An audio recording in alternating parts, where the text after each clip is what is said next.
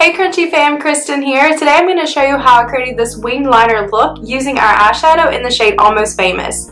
If you want to see how I achieved it, then just keep watching. My motto is wing it. Liner, life, everything. I've already filled in my brows and prepped my skin with our Smart Primer.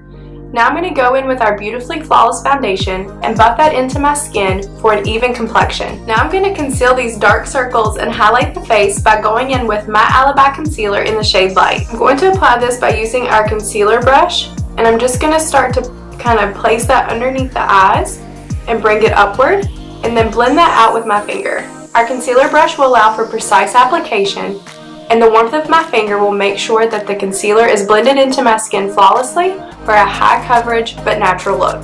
Now I'm going to take what was left on my brush for concealing underneath my eyes and apply it down the center of my nose, around the sides of my nose, and bring it down kind of towards the Cupid's bow, and on the center of my chin just to balance everything out that I concealed underneath the eyes. So before I go in with setting powder, I'm going to show you guys my top tip for concealing blemishes. I'm going to go with my Alibi Concealer in the shade Light and the shade Medium, and I'm going to mix the two so that it gives me almost the perfect match of my foundation. So with my finger, I'm just going to grab the shade Light and place that right on the back of my hand.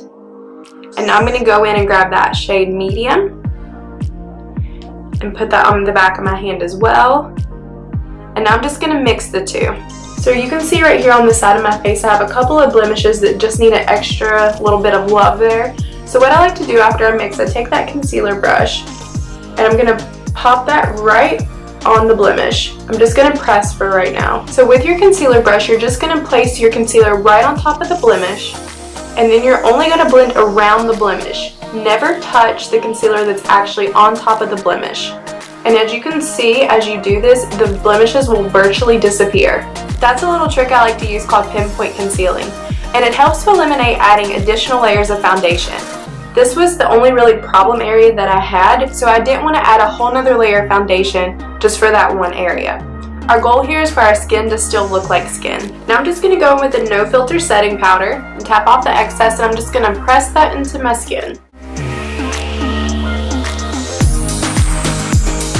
Okay, you guys know me, I like to do things a little bit backwards, so I'm going to jump over and do my eye makeup, and then I'm going to come back to my skin.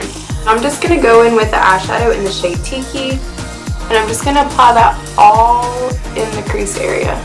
Try to really focus this just in the crease and don't bring it too far down on your eyelid. As always, make sure to blend it upward towards the brow just so it has a more airbrush finish look and there's no harsh lines. So now what you have left on your eyeshadow crease brush, I'm just going to bring that down on the lower lash line and make sure that it connects to what we did on the upper lid. Okay, so we're going to do something a little bit more fun today. I'm going to go in with the eyeshadow in the shade Almost Famous, and with a damp precision brush, I'm going to grab some of that shadow, and we are going to create a winged liner. And my biggest tip for creating winged liner is to kind of keep your eyes open as much as you can and look straight ahead towards your mirror. And I'm also going to have the point of my precision brush facing toward the end of my brow.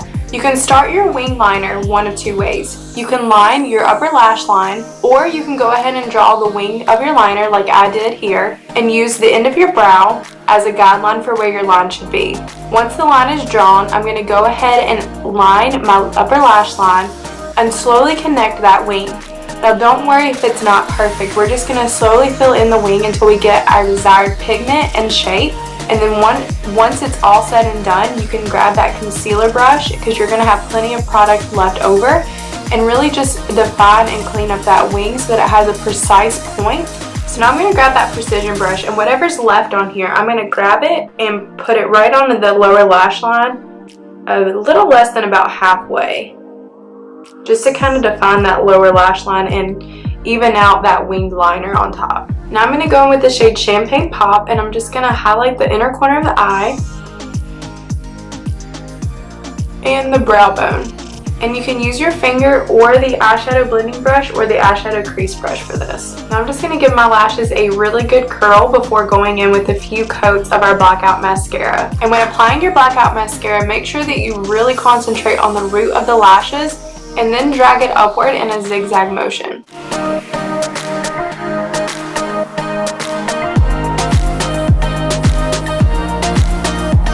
So I went ahead and applied our brilliant bronzer to the natural contours of my face.